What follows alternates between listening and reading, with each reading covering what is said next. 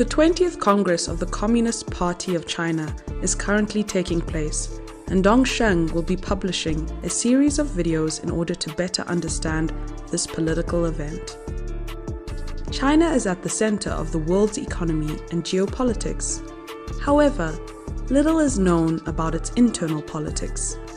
So what is China's political system? Is it really a dictatorship like the Western media claims? To talk about China's political system, we need to understand two major structures: the state and the party.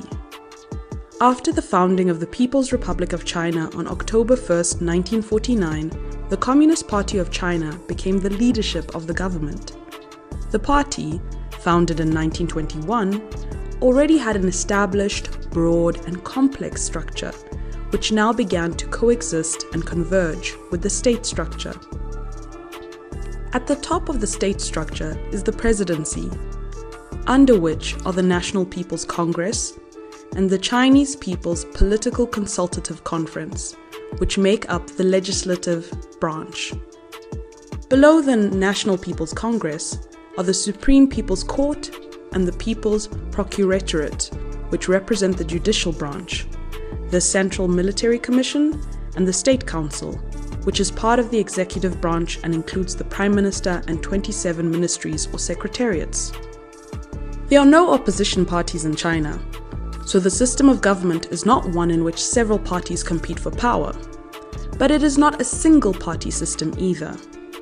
It is a system of multi-party cooperation in which the CPC exercises state power, but in which there are also 8 other political parties that participate in the administration of state affairs while accepting the leadership of the CPC.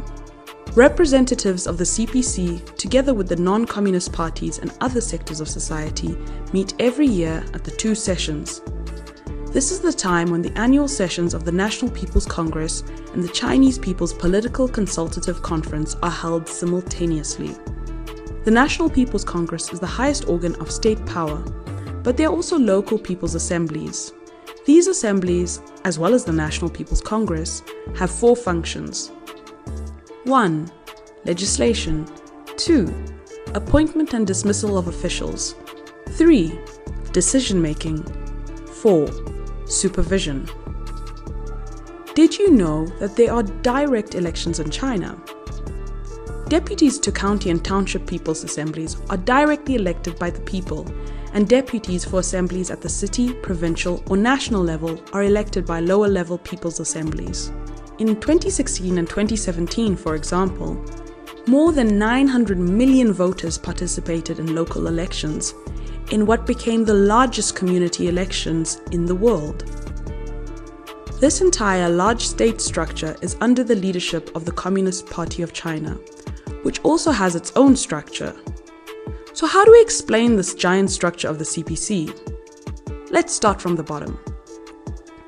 The Communist Party has a party organization department, which has been called the largest human resources department in the world.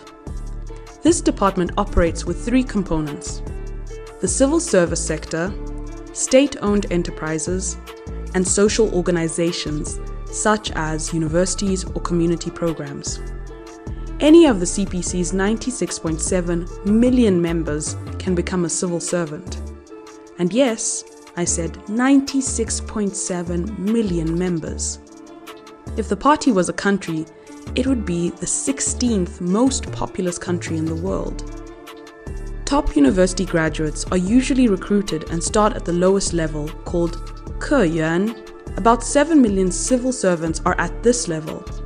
Then it goes up to Fuke, Ke, Fuju, Ju. You get the point.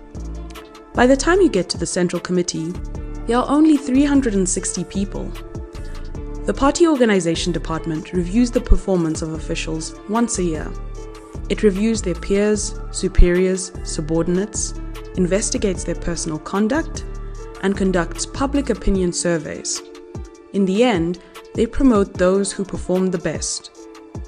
Eventually, they can rise from lower levels to Fuju or Ju levels, where they can enter the top bureaucracy and administrate districts with millions of people or manage multi-million-dollar companies. This process takes 2 to 3 decades. President Xi Jinping started as village secretary and was elected to the Politburo after having governed regions, including 2 provinces, totaling 150 million people with a GDP of $1.5 trillion. It's almost like governing Brazil, and it took 30 years. As you can see, the party has a highly meritocratic structure. Of the 360 officials that make up the Central Committee, 25 are elected to the Politburo. The Politburo then elects a standing committee of only 7 people, including the President and the Prime Minister. The main decision-making body is the National Party Congress, which meets every 5 years and is now celebrating its 20th convocation. This Congress is attended by representatives of local and regional administrations, as well as representatives of grassroots organizations.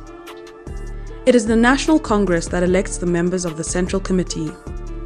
But we will talk more about that in the next video. Having said all of this, is China a dictatorship or not?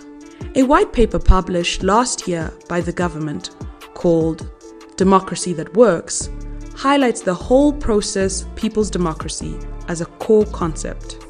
The document also says the following, open quote, "Whole process people's democracy integrates 2 major democratic models, electoral democracy and consultative democracy, and it is rooted in this vast land nourished by the culture and traditions of the Chinese civilization and draws on the achievements of human civilization." End quote. So the Chinese people may not cast their ballots for their president every few years, as in the Western-style democracy, but nor do the Chinese people live in a dictatorship. From the grassroots level, where there are direct elections, to the highest levels that incorporate consultations with all sectors of society, China has created a new system to represent and respond to the people. Western democracy is not the only path, and indeed, China has successfully created its own system and adapted it to the reality of the Chinese people. It is neither perfect nor a model to impose on other countries, but it is a demonstration that alternatives exist and that they can be successful.